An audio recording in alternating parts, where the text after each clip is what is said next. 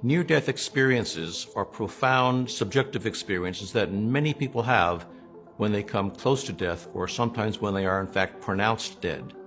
And they include such difficult to explain phenomena as a sense of leaving the physical body, reviewing one's entire life, encountering some other entities that aren't physically present that they sometimes interpret as deities or deceased loved ones, and at some point coming to a point of no return beyond which they can't continue and still come back to life. It's natural for people to think that near-death experiences are kind of like dreams or hallucinations. No two people have the same type of hallucination, whereas near-death experiences are basically the same across people, across cultures, across centuries. I think if you look at what things typically cause hallucinations, metabolic changes, drugs, changes in oxygen level, brain injury, those things produce certain known effects: confusion, agitation, belligerence. They're very different from the typical calm, peaceful, consistent content of a near-death experience. We've looked at specific things that may cause a hallucination. It was thought that maybe lack of oxygen to the brain would have a role in near-death experiences, since no matter how you come close to death, lack of oxygen to the brain is one of the final common pathways. But those who report near-death experiences actually have better oxygen flow to the brain than people who don't report NDEs. Likewise, we thought drugs given to people as they approach death may be causing these experiences. And what we find again is that the more drugs people are given as they approach death, the less likely they are to report a near-death experience.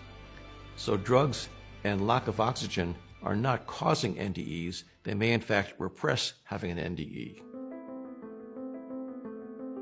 You can look on a dream as just a random series of visions, a way of processing problems in your life and finding solutions.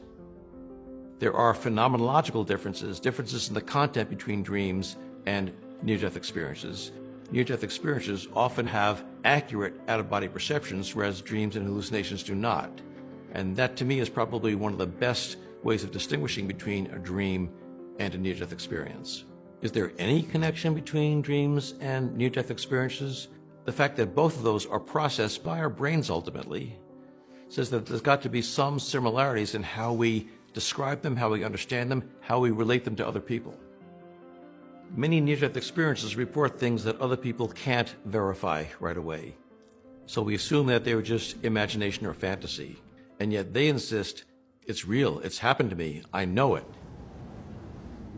Philosopher Abraham Kaplan talks about the story of a traveler who went to a distant land and came back with a fantastic story about a beast who can travel for days and days and days without water. And he tells this to his people in his town, and they get together and say, we don't know if this can be real, but we're going to get the wise men together and have a meeting and decide whether this beast can exist or not.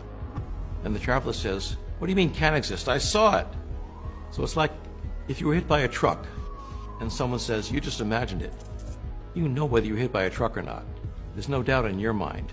And that's the way near-death experiences relate to their NDE.